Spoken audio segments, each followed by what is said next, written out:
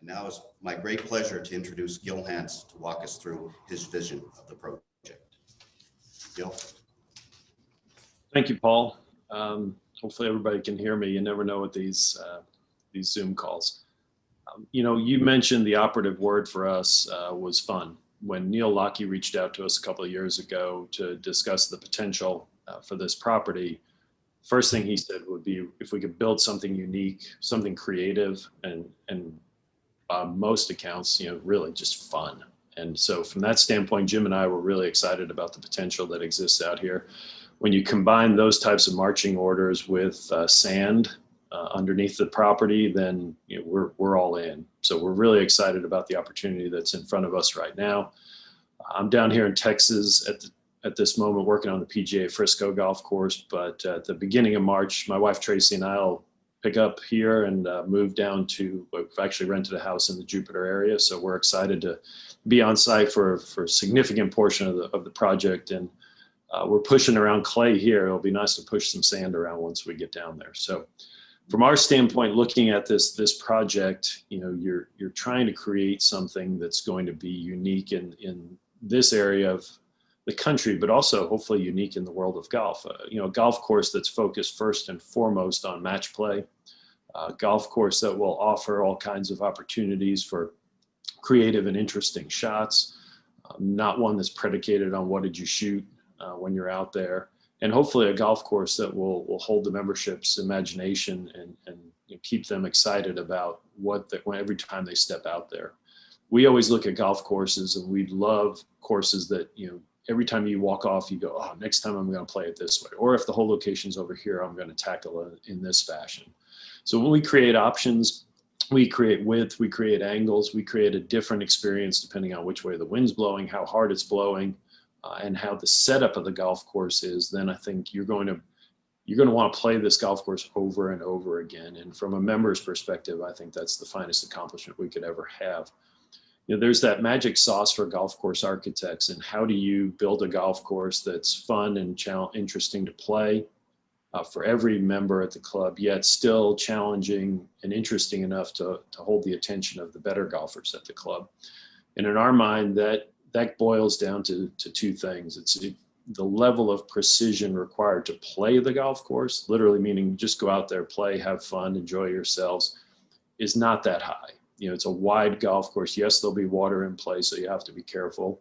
But from the standpoint of just getting out there and enjoying yourselves, we feel like there'll be all kinds of opportunities in the width of the golf course. Yet the precision required to actually score on the golf course is going to be high. And that means because we have different hole locations, we can tuck pins behind bunkers, behind mounds. We can create different opportunities where angles are actually relevant. So you've got the width on the golf course to be able to go out there and play. But if you're trying to score, you're trying to get to the proper side of the fairway to have access to the hole locations. A project that we've completed a few years ago, I think that's really close to this, is the South Course at Los Angeles Country Club. It's a golf course that from the tips plays about 6,400 yards. There's lots of half par holes, which we will also have on Old Trails course.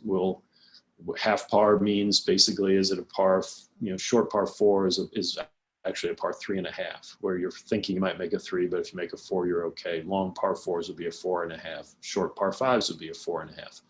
So these types of opportunities to play them in different ways. The South Course at Los Angeles Country Club, I was there this past weekend, and it's interesting for me to see that a lot of the better players are actually going out there because they're honing their game. Distance isn't really what challenges them.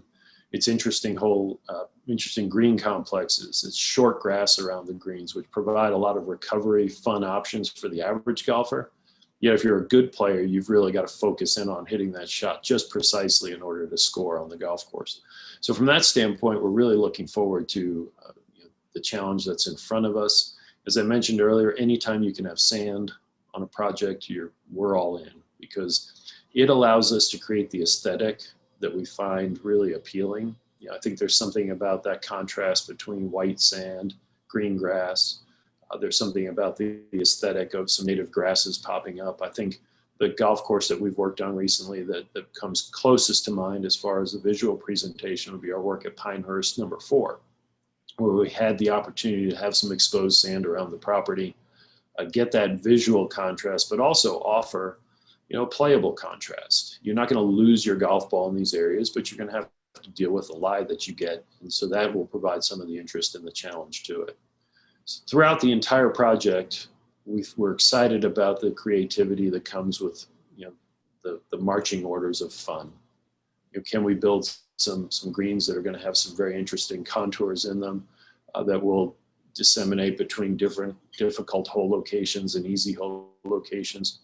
Absolutely. So, from our standpoint, it's a home game for Jim. It's a home game for Brad Faxon. So I know that they're going to be fully invested and be involved. Tracy and I are looking so forward to getting down there, getting started and getting stuck into, as the Aussies say, getting stuck into the project and giving it our all. So we're excited. I hope the membership is excited about what we're going to create out there. And I think, as we go forward in the project, we'll be delighted to get on some updates, send you some drone footage, send you a few little videos of what's going on out there.